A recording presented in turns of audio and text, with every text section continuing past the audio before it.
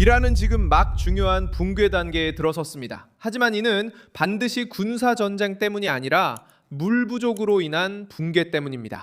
2026년 4월 8일 수요일 아침 2주 동안 이어진 위태로운 휴전 중에 미국, 이스라엘 그리고 이란 정권이 연루된 전쟁에서 가장 심각한 신호는 단순히 폭격에서 오는 것이 아니라 바로 물에서 옵니다.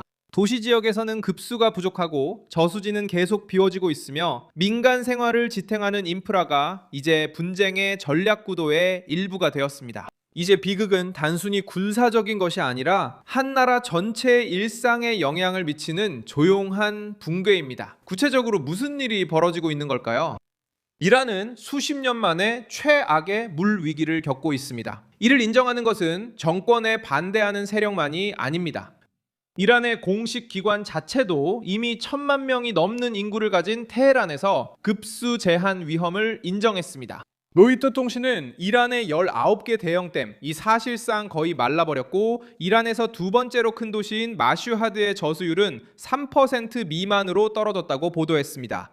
테헤란에서는 5개 주요 저수지가 거의 절반의 용량을 잃었고 마수드 페세시키안 대통령은 비가 오지 않으면 수도 전체를 비워야 할 수도 있다고까지 말했습니다.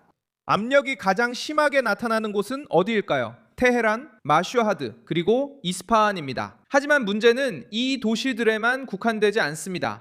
시세스에서 분석한 위성 사진들은 이란 수도의 주요 저수지에서 빠른 속도로 물이 빠져나가고 있음을 보여주었습니다. 많은 동네에서 정부는 이미 밤 시간대에 수압을 줄였고 주민들은 단수에 대비해 탱크, 펌프, 저장용 상자를 사들이기 시작했습니다. 과거 환경 위기였던 것이 이제는 집, 상점, 수백만 명의 일상에서 보이는 사회적 위기로 바뀌었습니다.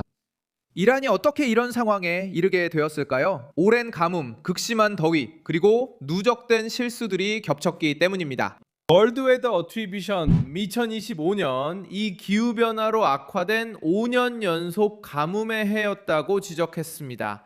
그러나 이 재앙의 핵심에는 정치적, 구조적 문제가 있습니다. 농업은 국가 전체 물의 90% 이상을 소비하고 있으며 수십 년간 잘못 계획된 댐 건설, 우물 굴착, 지하수 과도한 추출로 인해 시스템이 약화되었습니다. 테헤란 일부 지역에서는 토양이 이미 연간 10인치 이상 가라앉고 있는데 이는 대수층 고갈의 참혹한 단면입니다. 왜 전쟁이 모든 것을 악화시켰을까요? 전쟁은 에너지, 펌프, 담수화, 그리고 민간 인프라에 타격을 주었기 때문입니다. 3월 로이터는 테헤란이 만약 미국이 이란의 전력망을 공격할 경우 걸프 국가들의 에너지와 수도 시스템에 보복하겠다고 위협했다고 보도했습니다. 해당 통신사가 인터뷰한 전문가들은 민간 공급의 필수적인 시설을 공격하는 것은 전쟁 범죄가 될 수 있다고 지적했습니다. 이란은 쿠웨이트의 발전소와 해수 담수화 시설도 공격했습니다. 그리고 이번 주에 로이터 통신은 해수, 담수화 시설이 지역 내 갈등의 명백한 표적이 되었다고 보도했습니다. 다시 말해 물이 무기로 취급되기 시작한 것입니다. 그 대가는 누가 치르냐고요?